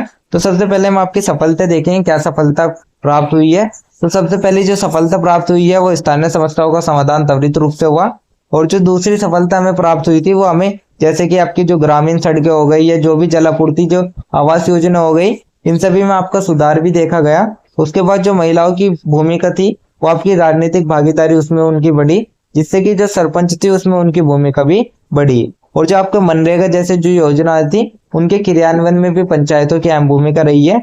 तो ये आपकी कुछ सफलताएं रही है पंचायतों की। अब हम इसकी कुछ चुनौतियां भी देख लेते हैं, जिसमें आपका सबसे पहले वित्तीय स्वायत्तता की कमी आती है। तो जो पंचायतें होती है उनको पर्याप्त आर्थिक संसाधन नहीं मिल पाते हैं। सेकंड आपका क्षमता निर्माण की कमी आती है, जिसमें जो कई प्रकार की पंचायत होती है वह प्रतिनिधित्व को प्रशिक्षण और प्रशासनिक जानकारी की कमी भी होती है। थर्ड आपका राजनीतिक हस्तक्षेप और भ्रष्टाचार आता है। तो कई बार आपका जो पंचायत होती है वह आपके राजनीतिक प्रभाव या भ्रष्टाचार का प्रभाव भी उसमें मिलता है। फोर्थ आपका ग्राम सभाओं की निष्क्रियता आता है। जो आपके विभिन्न प्रकार के गांव होते हैं उसमें ग्राम सभाएं नियमित और प्रभावी रूप से नहीं चलती है। फिफ्थ आपका जो आता है वो आपका जवाबदेही और पारदर्शिता की कमी आता है, जिसमें स्थानीय स्तर पर लेखा परीक्षण, निगरानी और मूल्यांकन की व्यवस्था भी कमजोर होती है। तो इतना सब लिखने के बाद हम आपको एक छोटा सा निष्कर्ष लिख देंगे। निष्कर्ष में आप विकेंद्रीकरण के बारे में बता देंगे कि जो आपका विकेंद्रीकरण है वो शासन को जनता के निकट लाने का कार्य करता है, और जो आपका पंचायत है वह आपकी वित्तीय स्वतंत्रता, प्रशासनिक पारदर्शिता और निगरानी व्यवस्था को मजबूत करने की इनमें आवश्यकता होती है। इनके सामने कुछ चुनौतियां भी होती है, उन चुनौतियों के बारे में हमने आपको बता दिया। तो इतना सब लिखने के बाद आपका एक छोटा सा निष्कर्ष कंप्लीट हो जाएगा। देन आपका क्वेश्चन नंबर 6 कंप्लीट हो जाएगा। इसके बाद हम आपका क्वेश्चन नंबर 7 देख लेते हैं, उसमें हमसे क्या पूछा गया है। क्वेश्चन नंबर 7 में हमसे भारतीय संविधान मौलिक अधिकारों के साथ साथ नीति निदेशक सिद्धांतों को शामिल करके सामाजिक न्याय की मांग के साथ व्यक्तिगत स्वतंत्रता के दावों में सामंजस्य स्थापित करना चाहता है। इस कथन के बारे में बताना है, और साथ ही जो मौलिक अधिकार है उनके बारे में बताना है, और संविधान में निहित मौलिक अधिकारों को अन्य अधिकारों से क्या अलग करता है उसके बारे में बताना है। तो इसके आंसर में आप आपका सबसे पहले एक छोटा सा परिचय लिखेंगे। परिचय में यही लिखेंगे जो भारतीय संविधान है उसमें नागरिकों की सुरक्षा के लिए कुछ अधिकार दिए गए हैं, जिनको ही हम आपका मौलिक अधिकार कहते हैं, फंडामेंटल राइट्स कहते हैं। ये जो आपके मौलिक अधिकार हैं ये व्यक्ति की स्वतंत्रता को सुरक्षित रखते हैं, और जो आपके फंडामेंट जो आपके डीपीएसपी हो गए, जो आपके राज्य के नीति निर्देशक तत्व हो गए, वे आपके राज्यों की जो भी सामाजिक न्याय होते हैं उनको साकार करते हैं। तो इसी प्रकार से आप एक छोटी सी प्रस्तावना लिखें। प्रस्तावना लिखने के बाद हम आपका जो आपके फंडामेंटल राइट्स है, जो आपके मौलिक अधिकार है, उनके बारे में हमें बताना है और उनकी विशेषताओं के बारे में बताना है। तो सबसे पहले हम देख लेते हैं जो आपके फंडामेंटल राइट्स होते हैं वे कौन से अधिकार होते हैं। तो जो आपके मौलिक अधिकार होते हैं, जो आपके फंडामेंटल राइट्स होते हैं, वे आपके नागरिकों को प्राप्त होते हैं संविधान द्वारा, और ये आपका जो इनका संरक्षण किया जाता है वो न्यायपालिका के द्वारा किया जाता है। तो इसमें आपके कुछ जो संविधान आते हैं, जो आपके कुछ अधिकार आते हैं, वे व्यक्ति की गरिमा, स्वतंत्रता और समानता की रक्षा भी करते हैं। जैसे कि आप कुछ प्रमुख मौलिक अधिकार देख सकते हैं, जैसे कि जो आपका भारतीय संविधान का अनुच्छेद 14 से 18 है वो आपका समानता का अधिकार प्राप्त करता है, और जो अनुच्छेद 19 से 22 है वो स्वतंत्रता का अधिकार प्रदान करता है, और जो आपका अनुच्छेद 23 और 24 हो गया वो शोषण के विरुद्ध अधिकार प्रदान करता है, और फिर आपका जो अनुच्छेद 25 से 28 है वो धार्मिक स्वतंत्रता का अधिकार प्रदान करता है, और जैसे आपका जो अनुच्छेद 29 और 30 होगा वो सांस्कृतिक और शैक्षिक अधिकार प्रदान करता है। और लास्ट जो आपका मौलिक अधिकार आता है वो आपका लास्ट अनुच्छेद आता है, वो आपका अनुच्छेद 32 आता है, जिसमें संवैधानिक उपचारों का अधिकार दिया गया है। तो जो आपके ये अधिकार होते हैं, जो आपके मौलिक अधिकार होते हैं, ये अन्य अधिकारों से किस प्रकार से अलग होते हैं उसको देख लेते हैं। इसमें आपका सबसे पहले संवैधानिक गारंटी आता है। जो आपके मौलिक अधिकार होते हैं वे सभी उनको संविधान ने विशेष दर्जा दिया है, संसद भी इनका मनमाने ढंग से उल्लंघन नहीं कर सकती। सेकंड, इसमें आपका न्याय संरक्षण आता है। जो आपके मौलिक अधिकार होते हैं इनके उल्लंघन की स्थिति में व्यक्ति सीधे सुप्रीम कोर्ट या हाई कोर्ट जा सकता है, जिसमें कुछ रिटें जारी की जाती है। जो आपके रिट है, इन रिटों के बारे में आपके अनुच्छेद 32 और अनुच्छेद 226 में उल्लेख किया गया है। फिर आपका आता है प्रत्यक्ष और लागू योग्य। ये आपके अधिकार है, ये व्यवहार में सीधे लागू होते हैं और इन्हें अदालत में लागू कराया जा सकता है। तो ये मैंने आपके मौलिक अधिकारों का अभिप्राय और उनकी विशेषता बता दी। अब मैं बता देता हूँ जो आपके डीपीएसपी है और उनका क्या उद्देश्य है।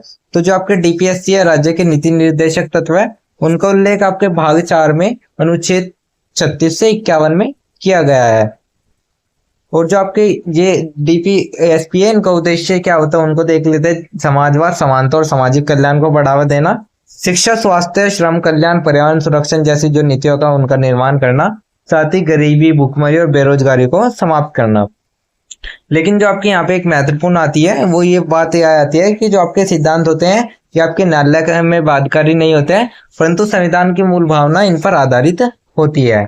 फिर आपका आता है मौलिक अधिकार बनाम नीति निर्देशक सिद्धांत।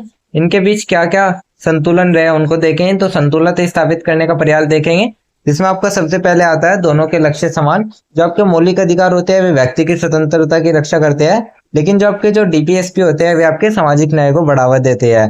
तो दोनों का उद्देश्य लोक कल्याणकारी राज्य बनाना ही होता है। सेकंड आपका आता है संविधान संशोधनों के माध्यम से सामंजस्य। जो आपको 1976 में 42वां संविधान संशोधन हुआ था, उसमें कहा गया था कि जो आपके मौलिक अधिकार और नीति निर्देशक सिद्धांत है वे दोनों ही एक दूसरे के विरोधी नहीं होते, बल्कि वे दोनों एक दूसरे के पूरक होते हैं। वहीं जो आपको 1971 में 25वां कॉन्स्टिट्यूशनल अमेंडमेंट हुआ था, उसमें संपत्ति के अधिकार को नीति निर्देशक सिद्धांतों के अधीन किया जा सकता है, ये बोला गया था। थर्ड आपका जो आता है वे न्यायिक व्याख्या आती है, जैसे कि आपका जो 1973 में केशवानंद भारती केरल राज्य का जो आपका केस हुआ था, उसमें सुप्रीम कोर्ट ने कहा था कि जो संविधान का मूल ढांचा है वो मौलिक अधिकारों और नीति निर्देशक सिद्धांतों का संतुलन है। सेकंड जो आपका केस था वो आपका मिनर्वा मिल्स बनाम भारत संघ 1980 था, जिसमें मौलिक अधिकारों के उल्लंघन के नाम पर राज्य नीति निर्देशक सिद्धांतों को दुरुपयोग नहीं करेगा, ये बोला गया था। संघर्ष की स्थिति देख लेते हैं। आपका कभी कभी राज्य सामाजिक न्याय लागू करने के लिए ऐसे कानून लाता है जो कि आपके फंडामेंटल राइट को सीमित कर देते हैं, जैसे कि भूमि सुधार कानूनों ने संपत्ति के अधिकार को चुनौती दी। फिर हम आपका इसका आलोचनात्मक परीक्षण कर लेते हैं कि जो संविधान का प्रयास है वो कितना सफल रहा है। इसकी कुछ सफलता में हम देखें जो संविधान था उसने सुनिश्चित करा कि नागरिक स्वतंत्र रहे, परंतु उनके अधिकारों का उपयोग समाज के हित में हो। साथ ही जो आपके डीपीएसपी थे वे आपके इस आधार पर आधारित थे कि आरक्षण, शिक्षा का अधिकार, मनरेगा जैसे जो सामाजिक न्याय थे उनकी दिशा में वे कानून बनाए। साथ ही जो आपके मौलिक अधिकारों के माध्यम से व्यक्तिगत स्वतंत्रता, अभिव्यक्ति की आजादी और धार्मिक सहिष्णुता सुनिश्चित की गई। तो ये आपकी कुछ सफलताएं होगी। देन आपकी कुछ सीमाएं आती है। सीमाएं में हम आपका देखें जो आपके डीपीएसपी हो गए वे सिद्धांतों को लागू करने में राजनीतिक इच्छा शक्ति की कमी रही है उनमें। साथ ही जो आपके मौलिक अधिकार विशेषकर गरीब और जो वंचित वर्ग के लिए हो गए उनमें व्यवहार में हमेशा उपलब्ध नहीं होते हैं। कई बार तो व्यक्तिगत स्वतंत्रता की आड़ में सामाजिक असमानता को बढ़ावा मिलता है। तो ये आपकी कुछ सीमाएं हो गई। इतना सब लिखने के बाद हम आपको एक छोटा सा निष्कर्ष लिखेंगे। निष्कर्ष में हम आपको ये लिखेंगे जो आपके फंडामेंटल राइट्स और आपके डीपीएसपी है ये दोनों ही आपके एक दूसरे के पूरक होते हैं। दोनों का उद्देश्य कल्याणकारी राज्य की स्थापना करना होता है और इनकी दोनों की अलग अलग विशेषताएं होती है, लेकिन इनका उद्देश्य सेम होता है और ये एक आपके लोकतांत्रिक और कल्याणकारी राज्य बनाने में एक महत्वपूर्ण भूमिका निभाते हैं। तो इसी प्रकार से आप एक छोटा सा निष्कर्ष लिख दें। निष्कर्ष लिखने के बाद देन आपका आंसर नंबर 7 कंप्लीट हो जाएगा। फिर हम आपका क्वेश्चन नंबर 8 देख लेते हैं। तो क्वेश्चन नंबर 8 में हमसे क्या पूछा गया उसको देख लेते हैं। क्वेश्चन नंबर 8 में हमसे भारत के सर्वोच्च न्यायालय की शक्ति और कार्यों के बारे में पूछा गया है। साथ ही न्यायिक सक्रियता के प्रयास के बारे में भी पूछा गया है और कार्यकारिणी के क्षेत्र में न्यायपालिका की बढ़ती भूमिका को हमें उदाहरणों के साथ बताना है। तो इसके अंदर में हम आपके सबसे पहले एक छोटी सी प्रस्तावना लिखेंगे। प्रस्तावना में हम ये लिखेंगे जो आपका भारत का संविधान है वो आपका त्रिस्तरीय शासन प्रणाली पर आधारित है। एक आपका विधायिका, दूसरा कार्यपालिका, तीसरा न्यायपालिका। तो इसमें जो न्यायपालिका है वो आपके संविधान की जो भी संरक्षण होता है वो न्यायपालिका करती है। इसमें आपका जो सुप्रीम कोर्ट है वो आपकी सर्वोच्च संस्था है, संविधान का संरक्षण के रूप में मानी जाती है। लेकिन जो आपका हाल के जो दशक गए हो उसमें न्यायिक सक्रियता और न्यायपालिका द्वारा कार्यपालिका के क्षेत्र में दखल देने की जो प्रवृत्ति है उसने एक नई बहस को जन्म दे दिया है। तो इसी प्रकार से हम आपको एक छोटी सी प्रस्तावना लिख लें। प्रस्तावना लिखने के बाद हम लिखेंगे जो आपका सुप्रीम कोर्ट है उसकी शक्ति है और उसके कार्य क्या क्या है। तो जो आपके भारतीय संविधान का जो अनुच्छेद भाग 5 है और जिसमें अनुच्छेद 124 से 127 के बारे में वर्णन किया गया है उसमें आपके सुप्रीम कोर्ट की स्थापना, शक्ति और कार्यों के बारे में ही वर्णन किया गया है। तो सबसे पहले हम आपका अनुच्छेद 32 देखें जिसमें आपके मूल अधिकारों की रक्षा का किया गया है। तो जो सर्वोच्च न्यायालय वही आपके नागरिकों के मूल अधिकारों की रक्षा करता है। यदि कोई भी नागरिक को कोई भी उसके मौलिक अधिकारों का हनन होता है तो वो सीधे सुप्रीम कोर्ट में याचिका दायर कर सकता है। सेकंड आपका मूल निर्णय आता है जो कि राज्य और केंद्र सरकार के बीच या दो राज्यों के बीच विवादों की सुनवाई का अधिकार रखता है। थर्ड आपका अपील का अधिकार आता है जिसमें उच्च न्यायालयों के निर्णयों के विरुद्ध अंतिम अपील का अधिकार जो होता है वो आपका सुप्रीम कोर्ट के पास ही होता है। फोर्थ आपका विशेष अनुमति याचिका होती है जो सुप्रीम कोर्ट होता है वो अपनी किसी भी निचली अदालत या ट्राइब्यूनल के निर्णय में हस्तक्षेप कर सकता है यदि उसे लगे कि जो आपका न्याय है वो गलत हो रहा है। फिफ्थ आपका संवैधानिक व्याख्या आता है जिसमें संविधान के किसी भी अनुच्छेद या कानून की व्याख्या करने का अधिकार केवल सुप्रीम कोर्ट को ही दिया गया है। सिक्स्थ आपका परामर्शी अधिकार आता है जो कि आपका जिसका उल्लेख आपका अनुच्छेद 143 में गया है जिसमें जो राष्ट्रपति होता है वो किसी संवैधानिक या कानूनी प्रश्न पर सुप्रीम कोर्ट से सलाह ले सकता है। तो इसके बाद हम आपका न्यायिक सक्रियता देखेंगे। तो सबसे पहले हम आपकी न्यायिक सक्रियता देख लेते हैं। न्यायिक सक्रियता क्या होती है? तो न्यायिक सक्रियता वो होती है जब न्यायपालिका केवल पारंपरिक मामलों तक सीमित न रहकर सामाजिक, राजनीतिक और प्रशासनिक मुद्दे में भी हस्तक्षेप करती है तो उसको ही हम आपका न्यायिक सक्रियता कहते हैं। उदाहरण के लिए आप जैसे देख सकते हैं जो आपका विशाखापट्टनम राजस्थान राज्य का 1997 में केस हुआ था उसमें कार्यस्थल पर महिलाओं के यौन उत्पीड़न के विरुद्ध दिशा निर्देश सुप्रीम कोर्ट ने जारी किए थे। ये आपका राज्य का काम था लेकिन इसको आपका सुप्रीम कोर्ट ने किया था। फिर हम आपका देखेंगे कार्यकारिणी के क्षेत्र में न्यायपालिका की बढ़ती भूमिका।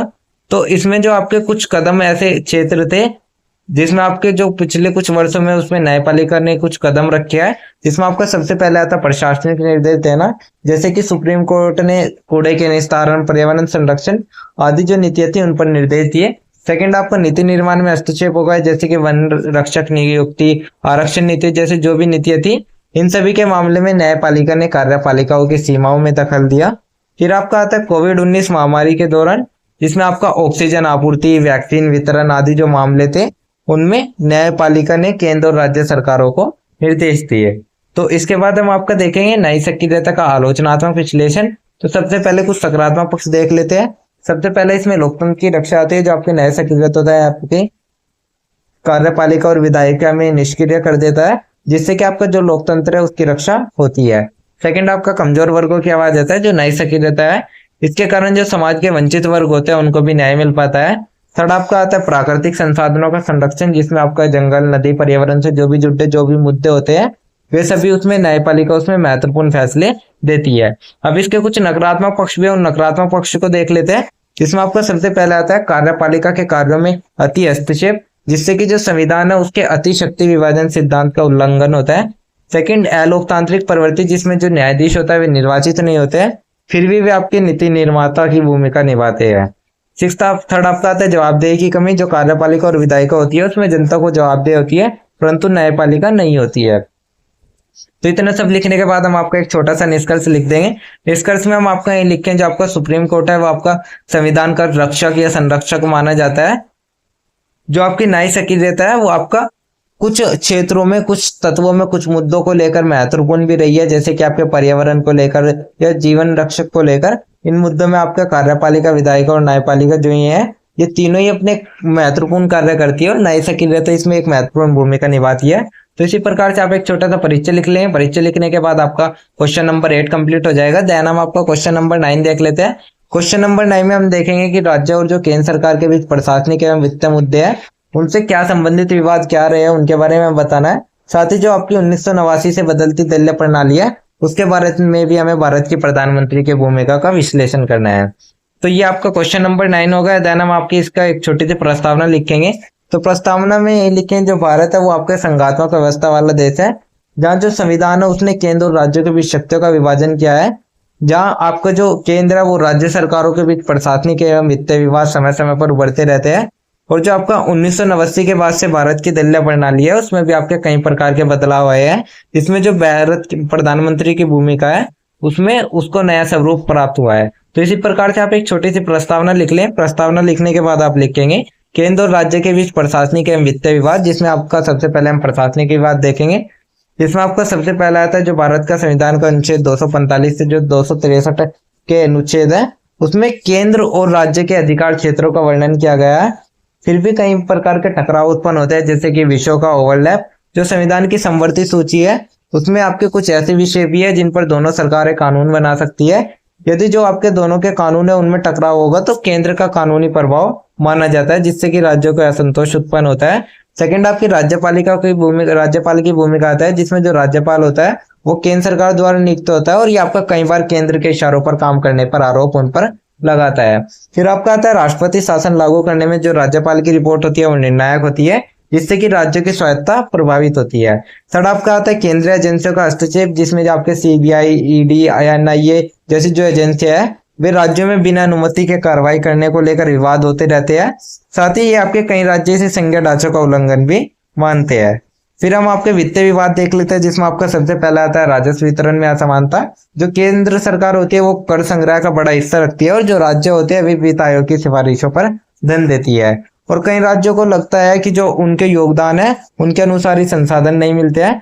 सेकंड इसमें आता है जीएसटी लागू होने के बाद राज्यों की कर स्वतंत्रता में कमी। जब आपकी जीएसटी लागू होती है तो उसके तहत राज्यों के स्वतंत्र कर लगाने की शक्ति सीमित हो जाती है, और जो आपका जीएसटी मुआवजा होता है उसको देने में देरी या कटौती को लेकर भी राज्य ने नाराजगी जताई है। फिर आपका जो थर्ड आता है वो आपकी केंद्र की योजनाओं में राज्य की भूमिका सीमित होती है। वो आता है जो आपकी केंद्रीय योजनाएं होगी, जैसे कि स्वच्छ भारत हो गए, पीएमजीएसवाई हो गया, इन सभी में राज्यों को केवल कार्यान्वयन एजेंसी बना दिया गया है, जबकि निर्णय केंद्र ही लेता है। अब हम आपका देख लेते हैं 1989 से बदलती दलीय प्रणाली और प्रधानमंत्री की भूमिका क्या रही है। तो जो आपका 1989 के बाद का टाइम था वो आपका गठबंधन राजनीति का टाइम था। इसमें जो प्रधानमंत्री की भूमिका थी वो उसमें बहुत ही बदलाव आए हैं। तो सबसे पहले हम आपके 1989 के पहले प्रधानमंत्री की भूमिका थी, तो इसमें जो कांग्रेस पार्टी था उसका प्रभुत्व था, और जो प्रधानमंत्री था वो आपके विशेषकर नेहरू जी, इंदिरा गांधी, राजीव गांधी जैसे नेता थी, उनकी जो भूमिका थी वो अत्यंत सशक्त थी। उन्हें पार्टी, संसद और सरकार ये तीनों पर उनकी मजबूत पकड़ थी। 1989 के बाद का क्या प्रधानमंत्री में क्या आपके परिवर्तन आए, तो जिसमें आपका सबसे पहले आया गठबंधन सरकारों की शुरुआत। जो 1989 था उसमें वीपी सिंह के नेतृत्व में पहली गैर कांग्रेसी गठबंधन सरकार बनी, और जो आपका 1990 और 2000 का जो दशक था उसमें जो प्रधानमंत्री की भूमिका थी वो सीमित हो गई, क्योंकि उन्हें सहयोगी दलों की सहमति से काम करना पड़ता था। सेकंड आपका आता है नीतिगत निर्णयों में कठिनाई, जिसमें जो गठबंधन सरकार थी उसमें प्रधानमंत्री को कई बार दबाव के आगे झुकना पड़ा। थर्ड आपका आता है आत्मनिर्भर प्रधानमंत्री की वापसी, जो आपका 2014 के बाद हुई थी, जिसमें जो 2014 था उसमें नरेंद्र मोदी के नेतृत्व में भाजपा को स्पष्ट बहुमत मिला, जिससे कि जो प्रधानमंत्री की भूमिका वो फिर से सशक्त हो गई थी। अब हम आपके प्रधानमंत्री की भूमिका का विश्लेषण कर लेते हैं। तो इसमें हम आपका सबसे पहले सकारात्मक पक्ष देखेंगे। तो ये आपके संकट की घड़ी में निर्णायक नेतृत्व प्रदान करता है, साथ ही नीति निर्माण में स्पष्टता और जवाबदेही देता है। कुछ नकारात्मक पक्ष भी देख लेते हैं, जैसे कि पार्टी और सरकार में अत्यधिक केंद्रीकरण और मंत्रिपरिषद की सामूहिक जिम्मेदारी कमजोर होती गई। तो ये आपके सकारात्मक पक्ष हो गए, नकारात्मक पक्ष हो गए। इतना सब लिखने के बाद हम आपका एक छोटा सा निष्कर्ष लिखें। निष्कर्ष में हम आपका यही लिखेंगे, जो आपका भारत है वो आपका संघीय ढांचा इसमें तभी सफल हो पाता है जब आपका केंद्र और राज्य विश्वास और सहयोग की भावनाओं से कार्य करे, और जो आपकी बदलती दलीय राजनीति है उसने प्रधानमंत्री के पद को कभी सशक्त किया है तो कभी सीमित बना दिया है। तो दोनों को विषयों का हम निष्कर्ष यही कह सकते हैं कि जो भारत की संवैधानिक व्यवस्था का संतुलन है वो कार्यपालिका, विधायिका और संघीय ढांचे के सम्यक संचालन पर निर्भर करता है। तो इसी प्रकार से आप एक छोटा सा निष्कर्ष लिख लेंगे। निष्कर्ष लिखने के बाद आपका आंसर नंबर 9 कंप्लीट हो जाएगा। देन हम आपका क्वेश्चन नंबर 10 देख लेते हैं। क्वेश्चन नंबर 10 में हमसे कुछ विषयों पर टिप्पणी पूछी गई है, जिसमें आपका सबसे पहले समान नागरिक संहिता आता है, फिर निवारक, फिर निरोध, फिर संसूची, फिर राज्यसभा और फिर लोकसभा। तो इसमें हम आपका सबसे पहले समान नागरिक संहिता देखेंगे। तो समान नागरिक संहिता आपका वही होती है, उसमें आपके देश के सभी नागरिकों के लिए विवाह, तलाक, उत्तराधिकार, गोद लेने जैसे जो भी निजी मामले हैं उनमें सभी आपके जो कानून होते हैं वे समान हो, भले उनका धर्म कुछ भी हो। जैसे कि भारत का जो अनुच्छेद 44 है उसमें नीति निर्देशक सिद्धांत के रूप में उसको उल्लेखित किया गया है, जिसका उद्देश्य सभी नागरिकों को समानता और सामाजिक न्याय सुनिश्चित करना होता है। फिर हम आपका निवारक निरोध देख लेते हैं। जो आपका निवारक निरोध है ये किसी व्यक्ति को अपराध करने से पहले हिरासत में लिया जाए यदि आपकी आशंका हो तो वह देश की सुरक्षा, सार्वजनिक व्यवस्था, कानून व्यवस्था के लिए खतरा बन सकता है। जिसका जो वर्णन किया गया है वो आपका संविधान के अनुच्छेद 22(3) से लेकर 22(7) तक किया गया है, जो कि आपका जो ये सामान्य कानूनी सिद्धांत है इससे हट करता है, क्योंकि इसमें बिना मुकदमे के व्यक्ति को 90 दिनों तक हिरासत में रखा जा सकता था। फिर हम आपकी संसूची देख लेते हैं, यूनियन लिस्ट देख लेते हैं, जिसका आपका जो उल्लेख किया गया है वो आपके 7वें अनुसूची में केंद्र और राज्य के बीच शक्तियों का विभाजन किया गया है। तो संसूची में ये विषय शामिल होते हैं जिनमें केवल संसद कानून बनाती है, और इसमें आपका राष्ट्रीय महत्व के विषय जैसे रक्षा, विदेश नीति, परमाणु ऊर्जा, बैंकिंग, रेलवे आदि आते हैं। और वर्तमान में 100 से अधिक आपके ऐसे विषय शामिल किए गए हैं। देन आपके राज्यसभा आती है। जो राज्यसभा है उसमें भारत का जो संसद होता है वो आपका ऊपरी सदन होता है। इसमें आपके 245 सदस्य होते हैं राज्यसभा में, जिसमें से जो 233 सदस्य है वे अधिकतम राज्यों और केंद्र शासित प्रदेशों की विधानसभा द्वारा निर्वाचित होते हैं, और जो आपके बाकी के 12 सदस्य होते हैं वे राष्ट्रपति द्वारा विशेषज्ञता के आधार पर मनोनीत किए जाते हैं। ये आपके विभिन्न क्षेत्रों से लिए जाते हैं जो आपके 12 सदस्य होते हैं, और ये आपका एक स्थायी सदन होता है, इसको कोई भी भंग नहीं कर सकता। और इसे के आपके जो 1/3 सदस्य होते हैं वे हर 2 वर्ष में सेवानिवृत्त हो जाते हैं। लोकसभा देख लेते हैं तो लोकसभा आपका ये संसद का निचला सदन होता है। ये आपका आम जनता द्वारा प्रत्यक्ष रूप से चुना जाता है। इसमें आपके 552 सदस्य होते हैं। इसमें से जो अभी अधिकांश जो सदस्य होते हैं वे आपके निर्वाचन क्षेत्रों से चुने जाते हैं। और जो आपका ये सदन होता है ये आपका 5 वर्षों के लिए चुना जाता है, लेकिन इसको आपात की स्थिति में इसकी अवधि बढ़ाई भी जा सकती है। और ये प्रधानमंत्री और मंत्रिपरिषद के लोकसभा के प्रति उत्तरदायी होती है। तो इतना सब लिखने के बाद आप एक छोटा सा निष्कर्ष लिखे हैं। निष्कर्ष में आप लिखेंगे जो आपकी अवधारणा ये भारतीय संविधान और लोकतंत्र की नींव को परिभाषित करते हैं, और जो समान नागरिक संहिता और निवारक निरोध जैसे जो मुद्दे हैं वे संवैधानिक अधिकार और सुरक्षा के बीच संतुलित दर्शाते हैं। वही जो आपका संसूची राज्यसभा और लोकसभा हो गई, ये सभी भारत की संघीय और संसदीय व्यवस्था की जटिलता और मजबूती को दर्शाते हैं। तो इतना सब लिखने के बाद आपका आंसर नंबर 10 कंप्लीट हो जाएगा। तो ये मैंने आपको 10 ऐसे most important question with answer बता दिए जो आपके एग्जाम में आने वाले हैं। तो ये सिंगल वीडियो ही आपके एग्जाम के पर्पज से बहुत होती है, क्योंकि इसमें आपके complete subject complete topics cover हो जाता है। तो अगर किसी स्टूडेंट को नोट्स या पीडीएफ चाहिए होगे तो आप डिस्क्रिप्शन में दिए हुए नंबर पर कॉन्टैक्ट कर सकते हैं। पीडीएफ प्राइस आपका ओनली 30 रुपीज रहने वाला है, जो कि आपका बहुत ही मामूली सा प्राइस है, कोई भी व्यू कर सकता है। स्टडी के लिए आप इतना तो इन्वेस्ट कर ही सकते हो। अदरवाइज अगर आपको पीडीएफ या नोट्स नहीं लेने हैं तो आप वीडियो लेक्चर देख सकते हो। वीडियो लेक्चर आपके फ्री ऑफ कॉस्ट रहते हैं। तो मैं तो आपको यही कहूंगा कि आप एक बार वीडियो लेक्चर देख लीजिएगा, देन आप एक बार पीडीएफ से पढ़ लीजिएगा, पीडीएफ ले लीजिएगा, तो आपके सभी topics and complete subject cover हो जाएगा और अपने एग्जाम में आप अच्छे खासे मार्क्स गेन कर सकोगे। एंड अगर भी अभी भी किसी स्टूडेंट को कोई डाउट या क्वेरी है तो आप हमारे कमेंट सेक्शन में इंस्टा पेज को फॉलो करके पूछ सकते हो। एंड डेली अपडेट्स के लिए आप सभी हमारा व्हाट्सएप चैनल ज्वाइन कर लीजिए। Thanks for watching, all the best, thank you, have a good day.